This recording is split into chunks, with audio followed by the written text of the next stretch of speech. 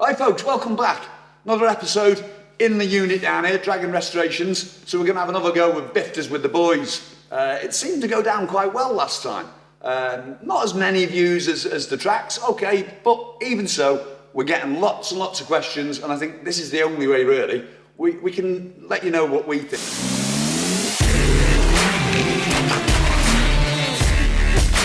Close up on this burger.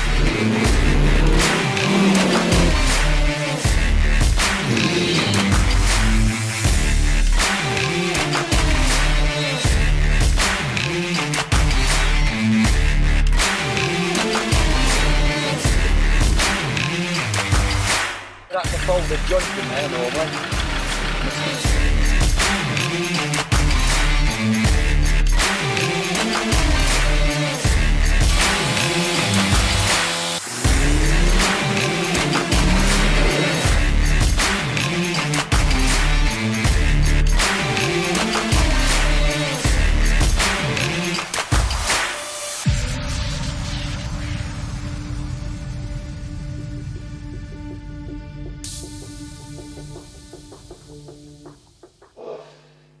There's a few things we need to have a chat about today, stuff that's been going on, and obviously all your questions that are coming through. So I think firstly, one of the things we do get quite a few questions about, and obviously the elephant in the room, as they say.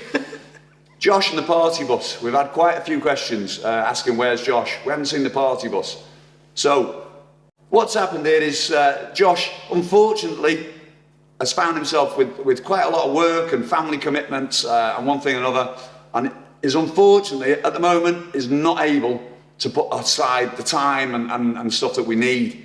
So I'm afraid for the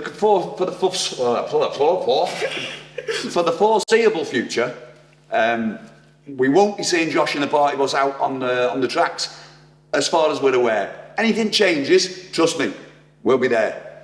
And we'll let you know as soon as we know any more. Hey. Yeah, and we wish Josh all the best. Yeah, of course, and whatever you do, Josh, really do. Wish you all the best, mate. We'll bump into you somewhere. I'm sure we will. I'm sure. So that said, anyway, videos, a bit sporadic of late. We know that. A lot of it's been down to technical issues. Nothing to do with me, that. My fault. Not my bag. And we've had a lot of breakdowns and one thing and another. But I'll hand over to Connor. He can tell you much more about the technical side of stuff, issues that we've had. I mean, as technical as I get is a spanner, do you know? Technical computers go bang and are very expensive. Yeah, that one hits us hard. But we have got some projects sort of finished. Yeah, we've got some stuff on the go as well. Yeah. Your Sankey's finally on the road after 4 years, is it? 5 years? It was. No, that's 5 years. That's 5 years. That's the 90. 4 years, yes, fair dues. 4 years, the Sankey's been sat there. And we took it out to Barmouth last time, I think. Yeah. Took it out to Barmouth. Now that'll be coming out more this year. We're going to try and do some tracks with the Sankey's. With your Sankey, I'm not attempting it. I'm not mad enough. That's what he says now. You watch this space. I'm taking one, he's taking one. Trust me. So yeah, we're going to try and get the Sankeys out. I'll give them a bit of a go at the tracks and see how they go. Good enough for the army, good enough for us, haven't they? Yours has performed well so far. It has. Mine's a bit more top heavy than yours though. Yeah, and do you know the best thing about it, for me anyway, is we do a lot of tracks in Wales. And as you know, Wales has got very, very low hanging trees everywhere. Just everywhere, you know? So having the Sankey gives me just that little bit more clearance. What happened on your last trip out in Wales, Graham? I wasn't there, I was here working. Which trip was this? You went for a little bimble round Wales, didn't you? You took some people down the lane, and what happened, Graham? They didn't fit, did they? Well... I warned you. He went, oh, I'm gonna take him down this lane. I'm like, Graham, it's a bit tight, that lane, mate. People are gonna have roof tents on. No, it's not that tight, you know. It's fine. It's just tight width-wise, not height-wise. I'm sure I remember banging my roof rack going down it last time. And you know, halfway through the lane, one of the lads that was out with us said, I'm sure this lane is called no roof rack, no roof tent. Possibly. was a good day. It was a good day. Dora got through. Shouldn't have had Sankey. Shouldn't have had a Sankey. But we'll try and get you some clips of that maybe. I think we did take some clips. I think what we ended up doing, which was the only way through really, is we removed roof rack and tent off 2 cars, got it under the trees, and then put the roof rack and tent back on. Bit of a job. I couldn't believe that. So I was down here doing botch jobs. We'll insert a picture of my dodgy botch jobs.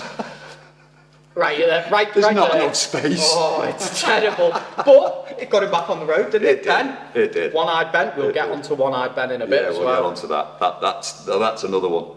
So anyway, like I said, we have been a little bit sporadic, and we can only apologise for that. But there's been a lot going on. As you know, we both work full time. What with all the trouble and the hassles and stuff we've been having. But hopefully, we're kind of getting back on our feet now. So keep with us, stick with us. We'll be back to weekly content, hopefully in the next week or 2 even. But certainly back to weekly content as soon as possible. Yeah. As soon as possible. Now, as some of you might know now, we've had a few issues with Blue Sea. Just a few. The bane of my life. That turned out to be a mixture of fuel pumps, fuel lines, injectors, all sorts of stuff. It couldn't just be one problem, could it? It had to be a compoundation of 3 or 4 different problems, making it so hard to diagnose. But it's Land Rover, isn't it?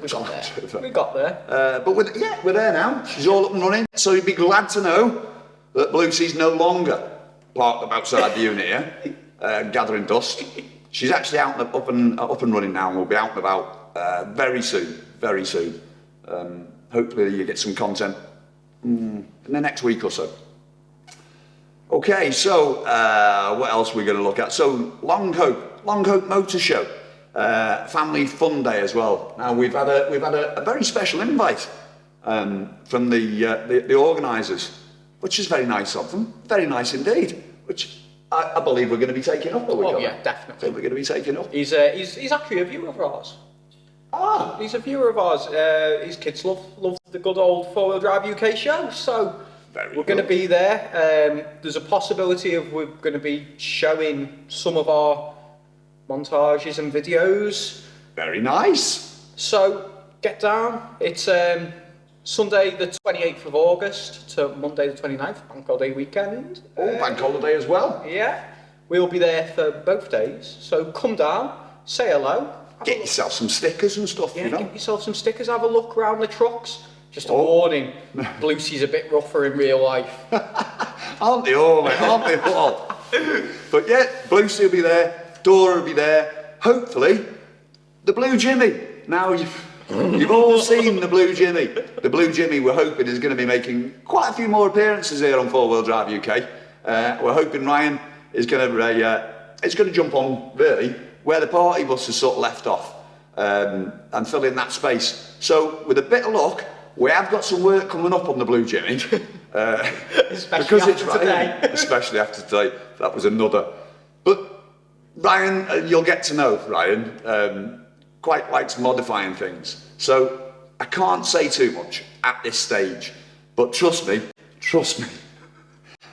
there will be some very interesting modifications going on with that Blue Jimmy. And with a bit of luck, that should be pretty much complete and ready for the Long Hope Motor Show. So get yourselves down there at the end of August there.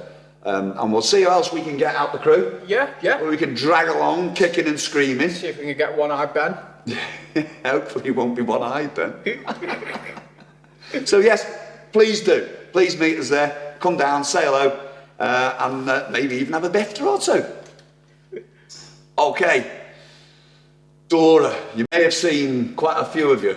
We didn't do a video on it because it was just a little sort of trip we did. Not as an episode. It was just a little trip we did one evening. And I decided just go on a little adventure. Yeah, a little adventure. We took. There was only Lucy, Dora, and the little Blue Jimmy. Unfortunately, we had some trouble. So we went out over Llangollen, over into North Wales, over there. On an iconic track. Halfway through this track, we started getting some major noises, very difficult noises at Dora. Turns out, cut a long story short, the rear diff was in a poor way. We tried all sorts, so we tried rear prop off and diff lock in, still noises. So clearly the diff hadn't blown, but it was horrendous. So we tried many things. I won't bore you with all of them, but what they all accumulated in, stop laughing, Connor. A poor decision by myself, okay? Now, there's two ways of looking at this. It was a poor decision in the end, but I still say it was my only choice, folks. It was my only choice. I took the drive shaft out, okay? Right, I took the drive shaft out. And as you'll know, D2s are on hubs, so that's not a good idea, really. But in my defence here, we were on the track. It was 2 o'clock in the morning at this point. And if this had failed on the track, we'd have had to skull drag Dora over rocks, water crossings, all sorts of stuff to get it out. And that's if we were able to drag her. Yes, we'd have been able to, because there was only the Blue Jimmy and Blue Sea. Okay, we had a major catastrophe, or what looked like a major catastrophe. It wasn't really, at the end of the day. But what happened is the hub collapsed.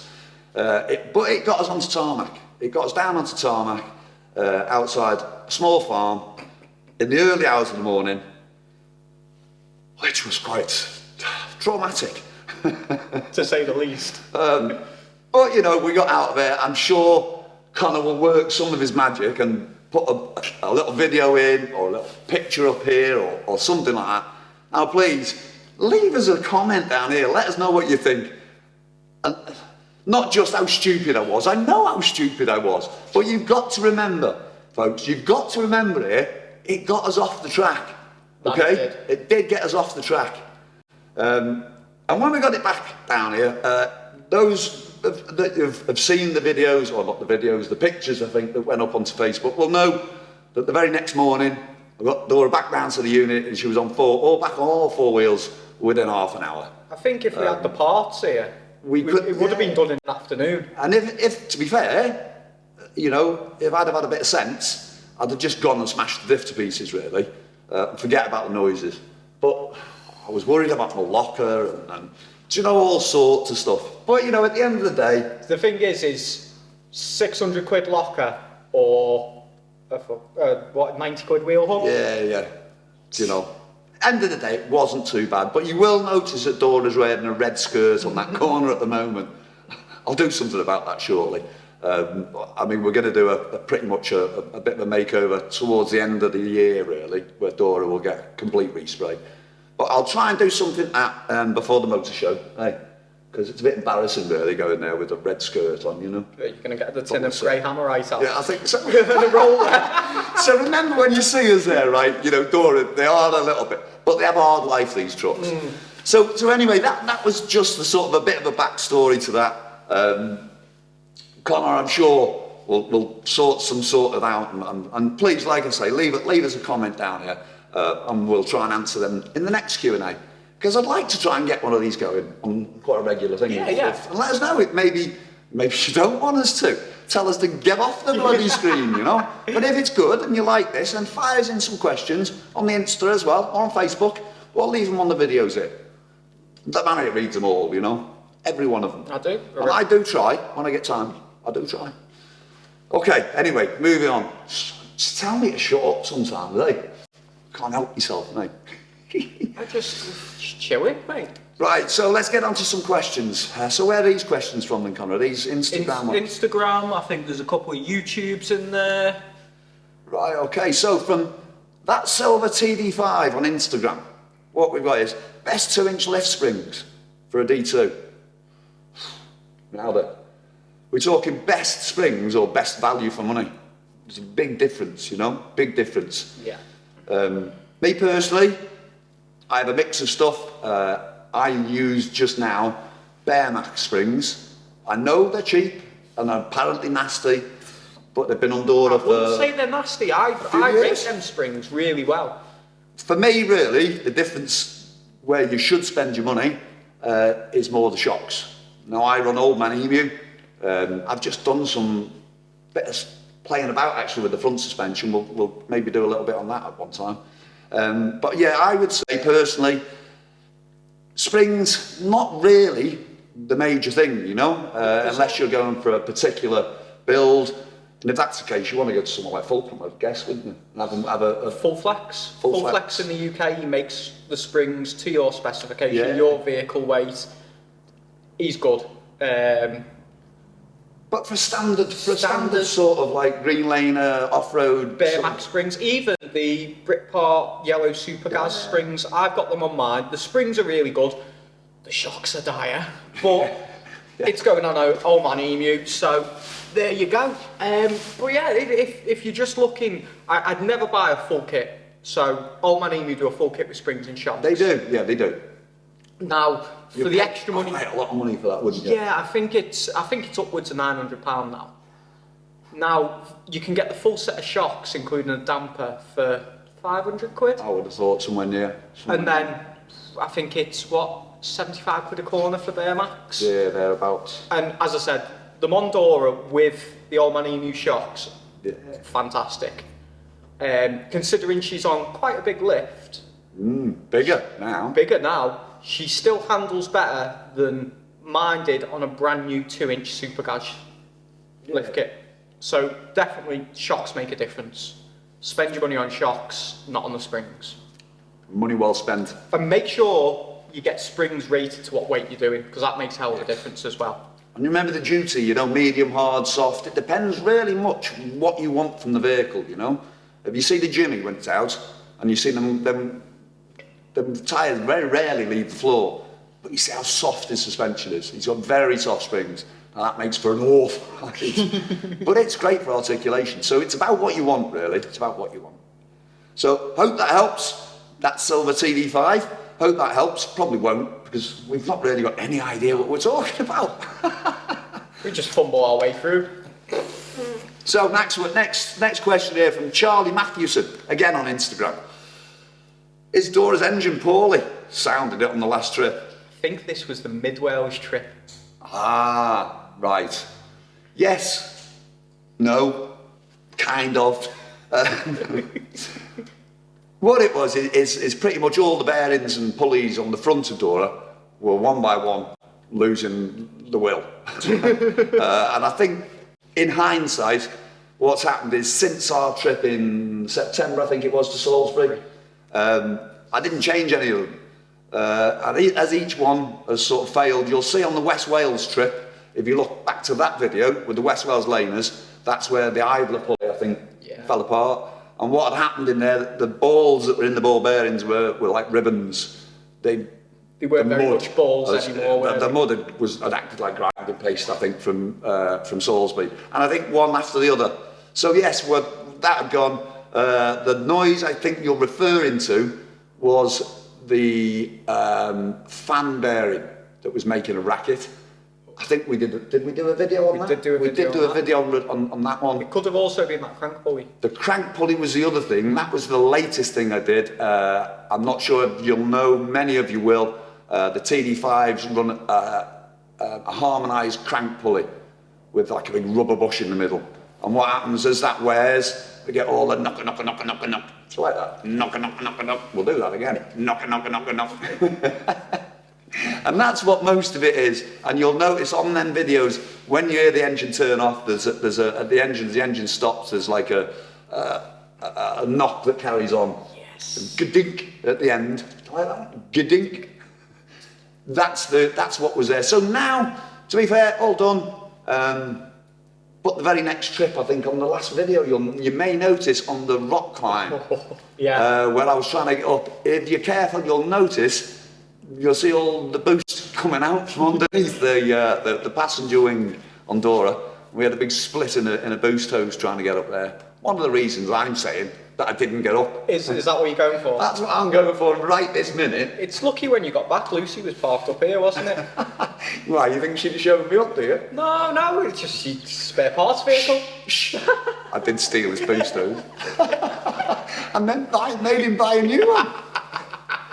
But yeah, that's basically what was going on with Dora there. But again, my own fault, not maintaining. Next time we do the Salisbury trip, which will be later this year, keep an eye out for that one, I will be replacing all pulleys and bearings on the front of the engine the week we get back. So that should stop that. I think I'm going to do the same. I think it's a good plan. Mine need doing anyway. And this time we'll be taking alternators and starter motors and things with us down there. Won't get caught like that again either. Okay, so... How many litres of sparkling water? I dread to think. I dread to think. Oh, So I hope that was helpful, Charlie. Hope that was helpful. Adam Cobb, YouTube. I'm sorry. What MPG do you get? I laugh there, that's just nervousness. Trust me. That's a nervous laugh. It never used to really worry us. But gosh, £2 a litre. £2 a litre now. 205 some places. I'm not sure what I get. Like I said, never really been an issue before.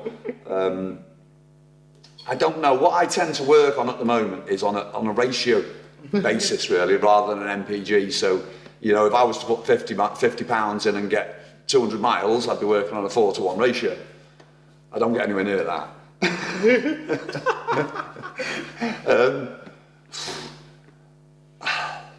So I put £75 in and did about 130 miles on £75 worth. So work that out, folks. I don't really want to because it's quite scary. at that time, you're probably getting about 13 miles to the gallon. So that's about as bad as what my show So I hope used you to like get. that, Adam. You've just really upset me. I get between 25 and 29. Do you? Yeah. But then, Little wheels, standard turbo, standard intercooler. It's just it makes it expensive now being the smart arse that gets up, doesn't it? Really. But that's where we are. Let's hope, you know, with the war in Ukraine, and good luck to all you people out there, by the way. All this is over and done with. Maybe these fuel prices will tumble again and we can get back to something a bit more sensible. or I'm going to start But growing. MPGs, we don't, or me personally, I don't like to look at, to be Oh, honest. I don't like to look at them at the moment. But we can always start up four-wheel drive UK's rapeseed farm. We could try. We could try. It's going that way. Right, the next one. We have thought about oils and stuff, haven't we? But Not in a TD5. no, I don't think In a 300, yeah. I used to put all sorts through 300.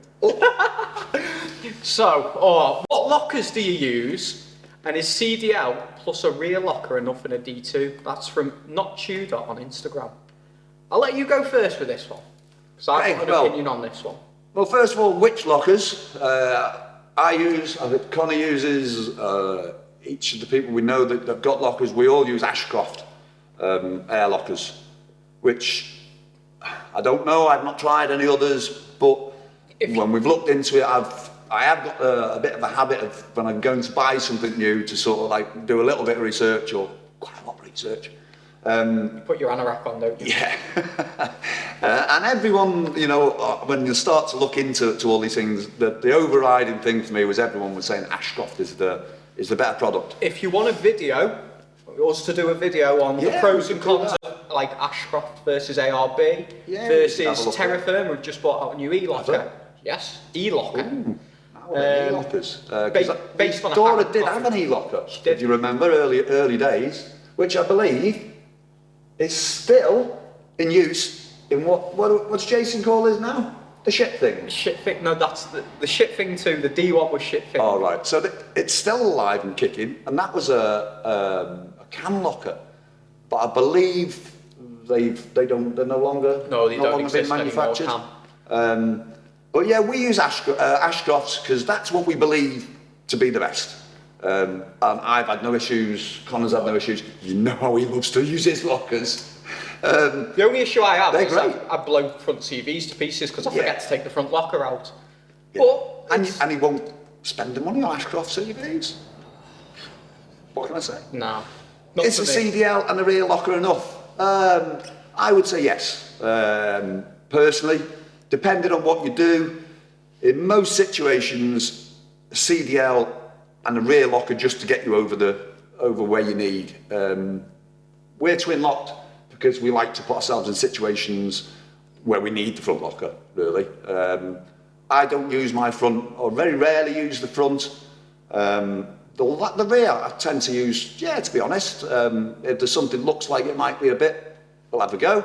Or we're getting yourself into a situation where, even with your CDL and you've got two wheels aloft, you know, in that situation, the rear is just enough generally.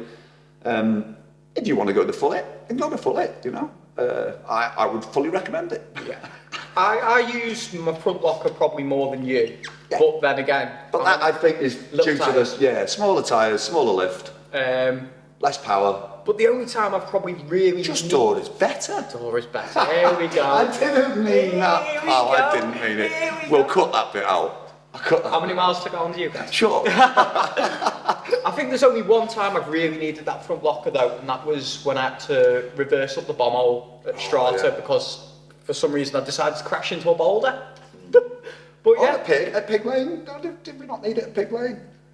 Oh, no, every time I do Pig Lane, I decide I have to try and climb up that rock garden. That's what it was, And wasn't it? I damaged the CV in the rock garden and then blew the CV to pieces because I'm an idiot. So, Tudor, yes, I think so. I think a CDL and a rear locker is more than enough. However, if you wanted to go with the front locker, go for it, mate. Go for If the it. budget allows, do it because they're a lot stronger unit than the standard. And you know you're done, aren't you? You know you're done. Triple locked, you're done. Yeah. Okay, now then. You've got to tell this story because I don't think I'd turned up at this point. So, if you've watched the last Barnes, it was the last Barnes video, was it? Yeah. You'll have noticed that I referred to Ben in his D2 as One-Eyed Ben. Oh, And as he came bless him. over the brow of the hill, you could see why. So we lost a headlamp. Barmouth, if those who've been to Gavana's Woods, North Wales Pay and Play will know there's very many very steep hills. So at the point in the video where we were trying to get the chimney through a little washout, Little washer. the little washout that made it stand up on its toes. At that point, just behind that, there was a very, very steep hill. We're talking very steep gradients, where everyone pretty much had got down, apart from One-Eyed Ben. He was wasn't still on the one-eyed? gradient. He wasn't one-eyed at that point, no he wasn't, but he was still on the gradient, and everyone else was sort of congregated in a small area at the bottom. Anyway, as we say, we got on and we did all we needed to do with the chimney, decided we'd move on and we'd go for lunch. So, as we're all walking back to the cars, Ben, God I love you Ben, jumped into his car. Now the D2s have a strange setup, whereas handbrakes and letting you... Anyway, for some reason, Ben's got into his car, and the car's decided, whether it be under its own steam, or whether the handbrake had been taken off, or what had happened, something had gone wrong somewhere, and Ben decided, without really trying, to come down that steep incline, and I think he took out 2 cars. Three cars. possibly three cars, coming just quickly towards yours truly, who just about managed to find reverse and get out the way quick enough. Thankfully, nobody was hurt. Metal can be fixed. But there was the headlight. It's like somebody lost a rear step, a rear light, that then pushed into the car in front. So I lost a front light, a rear light that pushed into the car in front, that lost the rear light. Oh, well. Ben, take heed. Make sure you're on the flat, mate, before you start up next time, or everyone's out of your way. But as we all know, these things happen, don't they? These things happen. We're all off-road. How many times have I crashed into you? On purpose most times. In McDonald's car park. I give up the amount of times that I've had whiplash from it to that.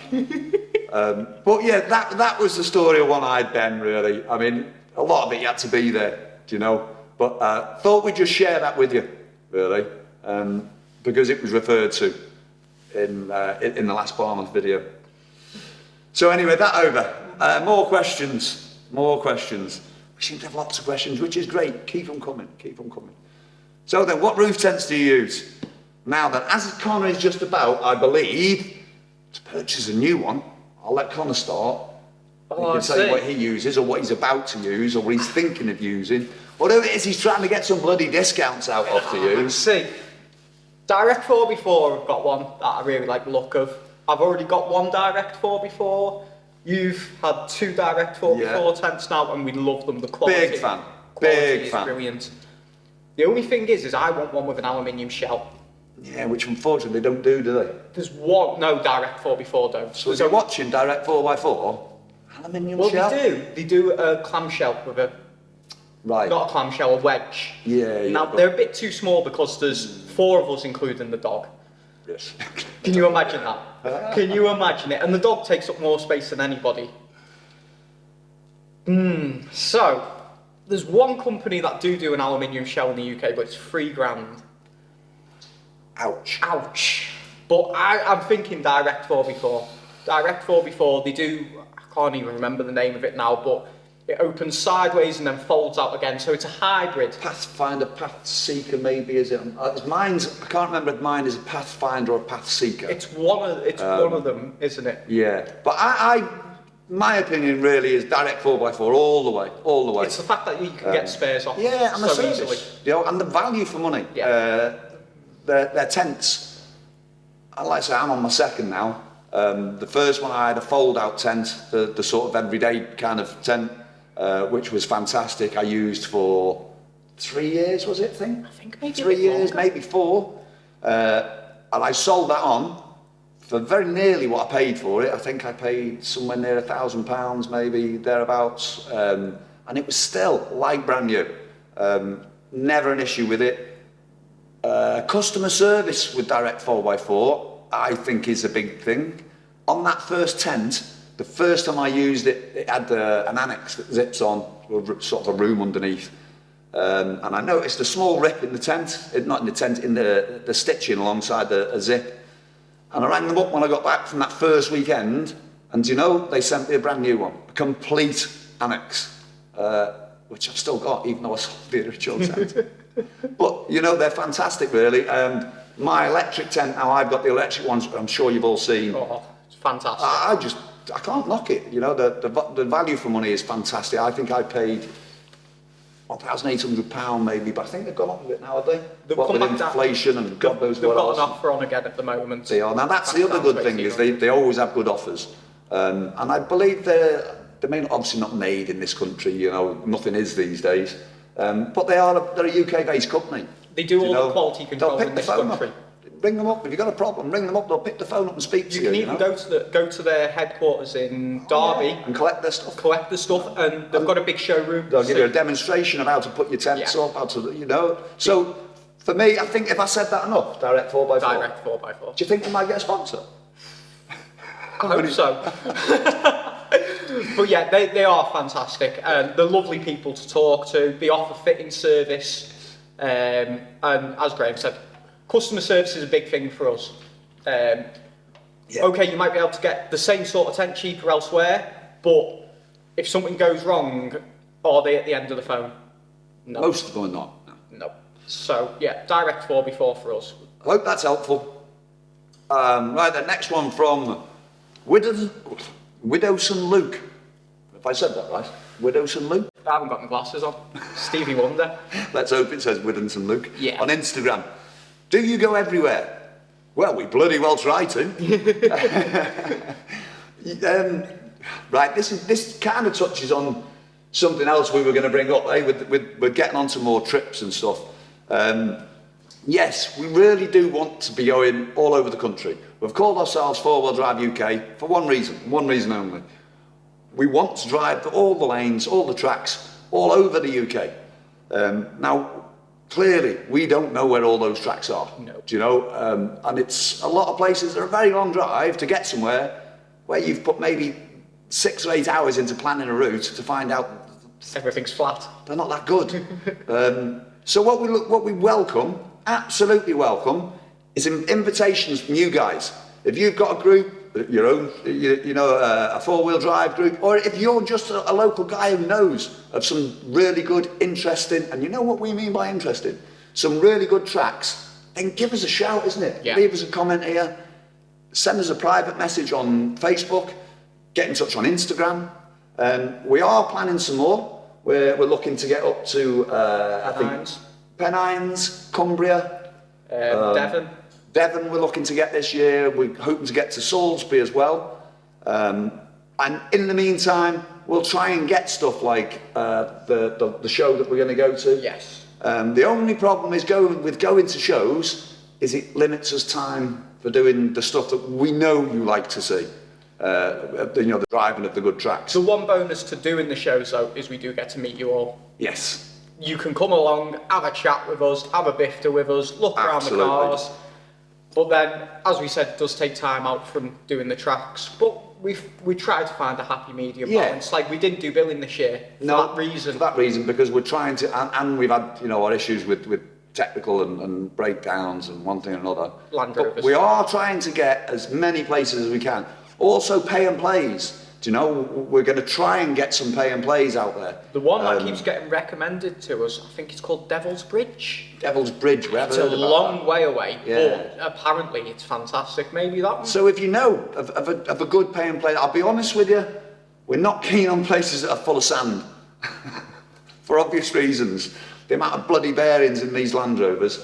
So no disrespect to any of the pay and plays out there, but sandstone pits and stuff like that are not ideal for us. No. But certainly, if you know of tracks near you that you'd like us to come and try and have a look at, then great, we're well up for that. And that's what we want to do. We want to try and push more towards doing these things. However, it does take quite a lot of organising and planning. So we'll bring you as many different areas of the country as we possibly can, as often as we can. Because we're on four-wheel drive Wales. No, it is definitely UK. Right, why not fit ATBs instead of lockers? Oh, this is going to send me on a rant. Go on. Oh, right. So, our friend Jake, would that be Lawton? Yeah. Jake Lawton. Why not fit ATBs instead of lockers? Better on-road and no real downside with traction control fitted. No, I don't agree. I don't agree at all. I've had ATBs in a vehicle in the past, and the issue is with them, you've got to spin a wheel first before they kick in. Now, granted, with traction control, they do work a lot better, but they're still not the same as flicking a switch and just locking them two wheels together. Yeah. Now, on the road, yeah, they do give you a bit better handling on the road, but the thing is these are 2.5, 3 ton. Have you seen Dora? Yeah, they're never going to handle well on the road. An ATB is not going to make any. And I'm not being disrespectful here, but an ATB is going to make no difference Maybe to Dora's handling on the road. Maybe in a more standard vehicle. Yeah. But anything sort of Blue Sea and above, it's not going to make the difference. And like Connor said there, there's nothing quite like flick the switch. There's a positive locked across that axle. There is no way that's moving. For me, that's peace of mind. There's no technique to driving it. If you read on the forums and on lots, I've never had an ATB, let me just say that. I've never driven one. But, well, again, when I looked into lockers and looked into research and things, the whys and wherefores, and what I get from all that is there is a bit of a technique to driving with ATBs. There is, to get the best out of them, especially off-road. You've got to be careful as well, because if you put in that technique wrong, yes. Now, for me, put the switch on, forget it, get over what you're doing, turn the switch off. Yeah. It just seems to work. Now, the one place I would say an ATB is invaluable is in an LT230 transfer case. Getting rid of that centre differential and putting an ATB in it makes a hell of a difference. Now, you can still lock them like your standard LT230 with centre diff lock, but on the road or where you've got surfaces that are changing very quickly and you don't want to take it in and out of lock. I've driven one with it in, and they drive a dream. You can still lock them up when you know you're going to be wheel spinning. Lock it up. The other thing is the road manners are a lot better. Right. The best thing about it is you don't get the thrust washers wearing out. Thrust washers don't wear out. You don't get teeth forge welding himself together. Ashcroft do 'em. Now Ashcroft, if you want to send me one, I have an Ashcroft transfer case in my truck. I will build it into it and do a full video on it if you send me one. Hint, hint, nudge, nudge. Worth a try, isn't it? So I hope that's helpful, Jake. I hope that's helpful. Now then, we've been telling you about the little blue chimney and about the enthusiasm of his driver. Should we play the Should video? we just play the video? Have a quick look at this. Now this is all on private ground, by the way. Ryan having a little bit of fun here. Turns to maybe not so much fun, nearly. He has got a welded diff now, so he thought he'd have some fun. Whoops! Oh dear. So folks, be very careful, eh? Be very careful going around in tight little spaces when you've got a lift and big tyres. And a short wheelbase. And a very short wheelbase. Brown trouser moment. I think a little bit of poo came out, Ryan. Fair dues for controlling that though. You got it down. You got it down. But yeah, I thought we'd just share that with you folks. Just as a little bit of fun, isn't it? Just as a little bit of fun. Ryan, dearie me. But yeah, fair dues for getting it back down on 4 wheels. So, we've got people recommending new segments here. And that's why I put that video in, Ryan. Because Edo148 from Instagram suggested doing a Rate My Ride. Rate My Ride? What do we think? I'm game for that. Would you, if we make these more regular, would you like to send pictures in or a video in of your vehicle and we'll rate it? Yeah, and we'll do it honestly. Yeah. And as truthful as we can. Yeah, I think that would be an excellent idea. What do you think? Leave us a comment down here. Or get in touch with the spreadsheet engineer over here on Instagram or Facebook. And we've had a few other ideas for segments off people. Fails. Fails. Now that's one I would most definitely be up for. Yeah, there must be many fails up there, and maybe wins. Not just the fails. If you've done something here where someone says you'll never do that, and you did it, then let's share it with all the viewers. Let's all see it. Sounds like you. And on the other hand, if someone says, yeah, you do that piece of cake, and then it turned into a massive fail, we'd love to see that as well. And I'm sure the viewers. So, yeah, I think that would be... Yeah. Full sends as well. Full sends. Full sends. We love a full send. We do love a full send. Get them in, and I'm sure there's going to be plenty of them. But remember, folks, full sends are for pay and plays, aren't they? Yes. Full sends are for pay and plays. Private land. Private land. So definitely. And if you've got any other suggestions, if there's something you could think of another segment maybe that you think would be good and go down well, let us know. Could do a roast my ride. A roast. We can try anything here. We'll try anything, you know. We'll try anything. Lucy. Leave us a comment down there, along with a like and a subscribe, eh? And now that little bell, the little bell I keep saying, ring, get it rung, get it rung. So anyway, moving on. Last of the questions here, really, because I think we're waffling a bit, really, aren't we? We're waffling a bit. Nothing new, is it? Right, let's have a look. This is from Mud Brothers 4x4 on Instagram. Would you ever go to a D3, and would you do a collab with Mud Brothers? Right, well, let's answer that back to front, shall we? Yeah. Mud Brothers, absolutely, 100%, eh? No problem. We would love to do a collaboration with you. Fire us a message on Instagram. Get in touch, mate. We're right up for that. I don't know whether you've seen the collaboration we did with Darkside. If not, have a look at it. He's only local as well. He's great stuff. Lovely, even better.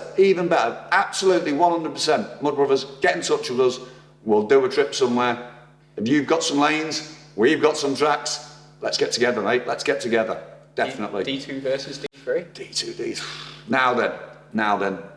I've got a bit of a thing, because I had a D3, which I absolutely loved my D3. I love the D3. It was one heck of a motor. But that was my road car. Now, I'm not saying they're not a capable vehicle, not at all. They are a very capable vehicle. I took it to, I wouldn't say hefty off-road. I did some You did some trialling. minor trialling on a day, it was called Tyro. It was a Tyro event, which is try your rover out, which was off-road. And I did it on road tyres and it won. But it was my road car and it was a beautiful car and I loved the way it drove, and I'm quite sad really, it's bringing a tear to my eye that I actually sold that, you know. So I don't want to go too much about that, but how lovely it was and how gutted I am, and please look what you've done to me.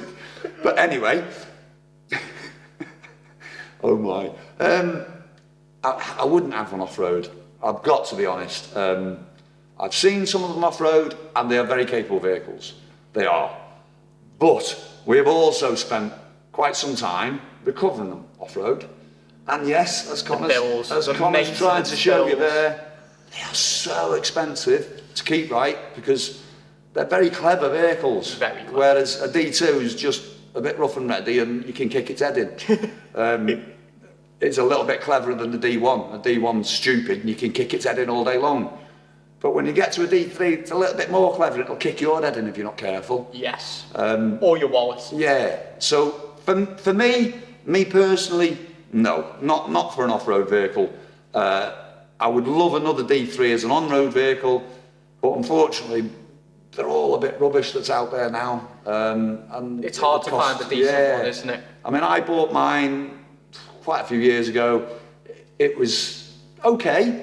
But I spent quite a lot of money to get it right, quite a lot of work, and it was beautiful in the end. It was a beautiful drive, lovely car, you know. But no, not for me, off-road, I don't know about yourself, Connor. I'd have one as a tourer. As an overlander type. Overlander tourer, I guess, I guess it would be a very comfortable overlander. I'd keep it on the air suspension as well. Yeah. Because I'd not being nasty mud brothers, because I know you've got a D3, if you've took it off the air suspension. I didn't realise. Yeah. I should have checked out who you were before I said that, shouldn't I? I'm sorry for that. If you get rid of the air suspension, in my mind, you might as well buy a D2. Yeah. I love the air suspension on it. And I love the clever transmission. Yes. The clever transmission on that, the terrain response. It blew me away when I've taken off-road or when I drove it in the snow. Blew me away. But I would be very worried about the kind of track we drive. It's the maintenance bills that get me. I'm very friendly with Disco Adventures. You might have seen them online. He's got If not, give him a shout, give him a look, have a quick look. I think he's got a YouTube channel. Yeah, he has got a YouTube channel and an Instagram. Have a quick look on his stuff. Now he takes that D3 all over the country and does some bloody miles in that he does some miles. He does some major miles. But, the bill every year. The bill every year to get everything put right again. Mark, I might be wrong here, but I seem to remember the last time I spoke to you after you just had an MOT, it was about $3,500. Yeah. Correct me if I'm wrong, Mark, on that, but I seem to remember it was that kind of figure, and I'm sure you were telling me at the time, Mark, that that's quite normal. Yeah. See, if money was no object, yeah, I'd have one. And as I said, more as an overlander tourer. Yeah, I don't think in any situation I would have one to replace what I use Dora for. No. In any situation, I'll be honest. Can you imagine the bills if we did the type of stuff? And I don't think it would get the places that we go. I've got to be honest. And I don't mean to knock you there, my brothers. I don't think... It's trying to fit like the 37-inch tyres. Yeah, the 37-inch tyres and the lockers and because, you know, in a lot of these places they are needed, you know. They are needed. But absolutely, you show us different. You take us somewhere and show us something different, by all means. D2 versus D3? By all means. Hope that's helpful. How often do you meet angry people on the lanes? That Kieran TD5 on Instagram. How often do you meet angry people? But the angriest person we've met on the lanes wasn't actually on the lanes. No, that was on the road. That was the Dora episode when we lost a wheel outside his farm. And to be fair, by the time we left there, he wasn't very angry at all. He was quite... Yeah. And I'm speaking to the chap, you know, I understand some of his concerns. I've got to say that. I don't think it helped you asking him for milk. No, it didn't. But I had no milk and I want to make a break. But anyway, it's getting more often. one thing that we advocate always on 4-wheel drive UK, and anyone that comes out with us, is a wave and a smile. It doesn't take much. What we would never ever do is return an angry comment to us with a rude or angry comment back. We feel the best way, if there's an angry user of that track, because they've got every right to use it, same as we have. What they need to understand is we've got every right as much as they have. That's where the issue is, I think. But we advocate the fact that we'll stop and we'll try and have a conversation with these people, and we'll try to explain to them our stance, because, you know, and we're quite happy to listen to yours. And I would say we're successful. 8 out of 10. Maybe 6.5, 7. I'd like to say 8, but I'd be being optimistic, I think. I think recently It's getting better, I think. I mean, I'll tell you what I've found a couple of times recently, is that we've been stopped by, I wouldn't say angry people, but concerned, and then they've recognised us and had a proper conversation with us and understand, because it's what we're about. Yeah. Like we've said many times, we're not mud plugging idiots, although we do like to mud plug, but we're not just mud plugging idiots here, you know. We're big advocates of driving the lanes responsibly and at the right time. If we want a mud plug, we'll go to a pay and play. Or we'll go to a lane that it's responsible, you know, we'll drive things responsibly. Yes. But we do believe that these tracks need to be driven and need to be kept open, and we do have a right Use them as a or lose motorist to use them. Yeah, absolutely, absolutely. But, you know, it is, unfortunately, we seem to have a bad name at the moment, and I'm sure you as well as... UK. No, I mean the 4x4 community as a whole, and I'm sure many of you have experienced that, and all we can try and do is turn that round. Yeah, that could be another segment. Yeah, tell us some of the mishaps and experiences you've had with people and how you've got around them. Yeah. Do you know? So yes, we do quite a few, and hopefully they'll get less and less. That's all we can hope for. It's all about education, isn't it? Yeah, I'd say so. Okay, so Aussie TD5 on Instagram. Is he really an Oz? Are you an Aussie guy over here? Maybe? Or are you an Aussie guy in Oz? Because if you are, I'm jealous. And me? I want to drive your tracks. But anyway, how much time do you spend on maintenance? How much time have you got? It's one of those, isn't it, really? Is it maintenance or is it modifications, firefighting, repairs, repairs, maintenance? There's not a weekend goes past, really, I think, that I don't touch spanners on something. I haven't done anything with Dora this last weekend, I'll be honest. No, that's because we've been on this project. You know, it is a fall before. But yeah, we're trying to sort out this sort of thing for a friend of mine who needs it. She's got small holding and she needs this soon, really.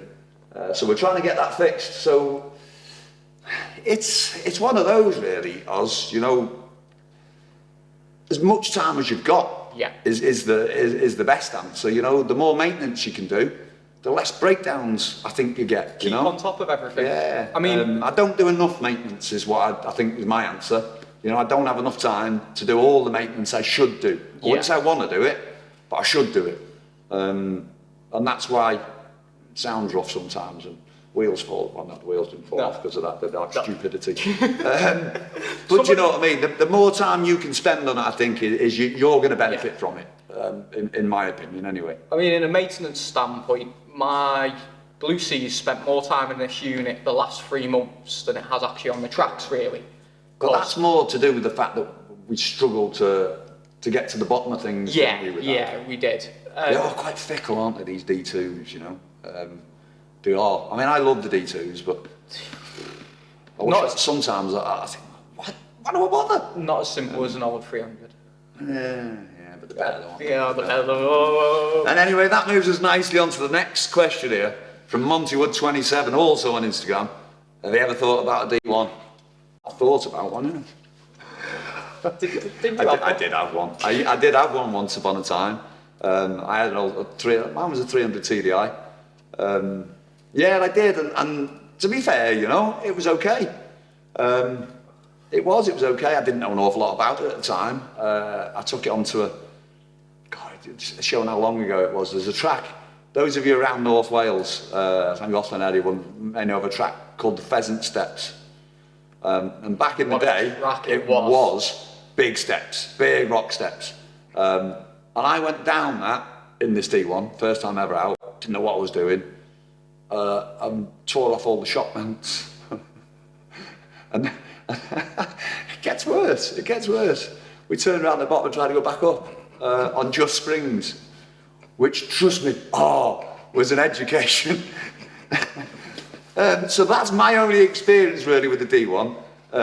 You've welded a few back together. I've welded quite a few of them back together, yeah. There's a big following for D1s. I think they articulate so much better than a D2. It's that A-frame. The suspension setup is much better Off-road. as far as, off-road and articulation-wise. However, On the road. or anywhere, driving a D2 anywhere, in my opinion, on-road, off-road, anywhere, is a much more pleasant experience than it is driving a D1. Yeah, the D1's a lot more agricultural. Yeah, It's closer to a Defender. I mean, Dora is much more like a D1 now, because she's quite agricultural, which if you come and see us at the show, you'll understand. But if you get into Bluesby, or any of the other D2s on the fleet, really, that have not been stripped out the way Dora has, they're a much nicer drive, a much nicer place to be it on or off-road. They really are, you know. See, I've been toying with the idea of a D1. I'm stuck between... I mean, he's toying with the 90. idea for all sorts. He's after 90. He's after 90. See, I don't know whether to go TD5 or 300. I fancy a 300. TD5. I fancy a 300 because then if I get bored of the 300, I can just pull it out and put an OM605 in it. Because somebody, Luke at DP UK, and his bloody OM605 build has tickled my fancy. Have you watched that, folks? Have you watched that? Get over to Diesel Pump UK. DP UK, go and have a look. Series 1 builds. Building a 1957 Series 1 Land Rover, and he's put an OM605 in it. Oh my is all I can say. Using 8.5mm f***ing elements. Oh, I have to beat Don't that. give it away. Don't give it away. Go and watch it. And DP UK, send me an engine for nothing. But seriously, go and have a look at that. You'll be very impressed. I was, but you know. Right, so D1s. Have we done with the D1s? Pretty much. Yeah. I wouldn't have one over the D2. No. I think is the answer there. Right, Ed Glover. Again on Instagram. Busy this Instagram. Instagram has been very busy lately. This. Are you going to Peterborough Land Rover show? Now then, quite possibly. We haven't decided. Possibly. We haven't 100% decided. Like we were saying earlier, if we go on the shows, then we have to forfeit something else. If we go on the tracks, we have to forfeit the shows. So we're in talks about Peterborough. I've got to be honest. We didn't do billing. No. Would like to do Peterborough, really. The issue is with us for Peterborough is it's September time. When we want to be doing Salisbury. We normally do Salisbury in September because it's that good mixture between it's not too wet where everything's just a bog hole and you're constantly winching, and it's not too dry that's just dusty tracks. And it's a hotel. It's definitely a hotel one. Yeah. Washing out air filters in showers. So possibly, quite possibly, we would like to go.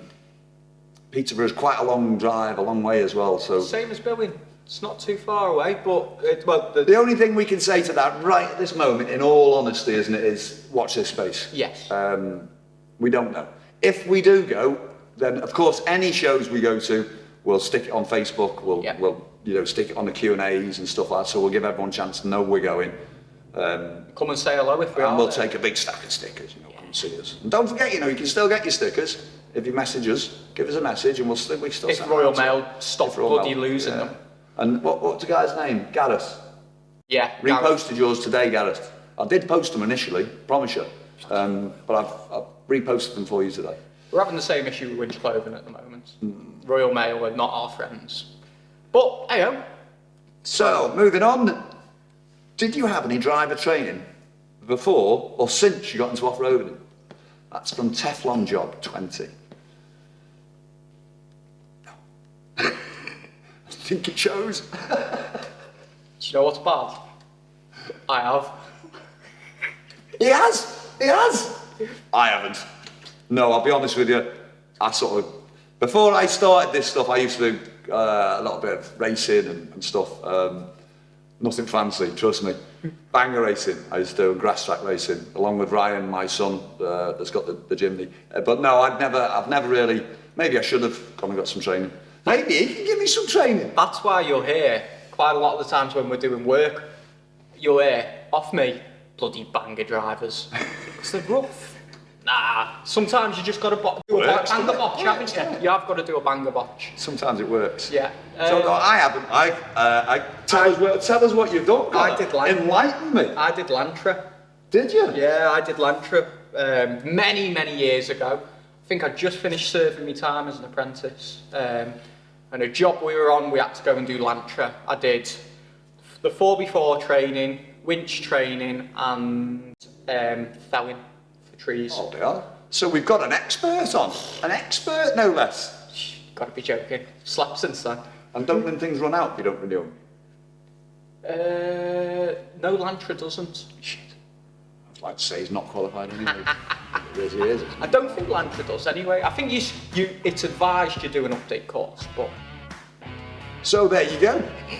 I didn't know, but he's a bit of an expert. But I'm just a novice. Absolute 100% novice, and that's the way I like it. I wouldn't say the course helped me in any respect at all, because I still can't drive off-road. And that doesn't go just for my driving, you know. The stuff I do in this workshop, mate, I've had no training. I wing it all the time. I wouldn't recommend it sometimes, honestly. This hair's blue from time to time, trust me. Right, so I hope that's helpful. And I hope all of it's been helpful for you. And more importantly, I hope it's been a bit entertaining. Because at the end of the day, that's what it's all about, innit? We're trying to give you a little bit of entertainment here on a Sunday evening. So, I'm afraid that's about all we've got time for, eh? Yeah. So, we're going to bring this one to an end before you all go wandering off and go, what are you going on about again? Oh, another beep. Beep! So with that, like I always say to you folks, please like, share, subscribe, ring the little bell there, and then you'll know when we're putting stuff up. And get back here, same time, same place, next week, with 4 Wheel Drive UK. Take care. Catch you next time.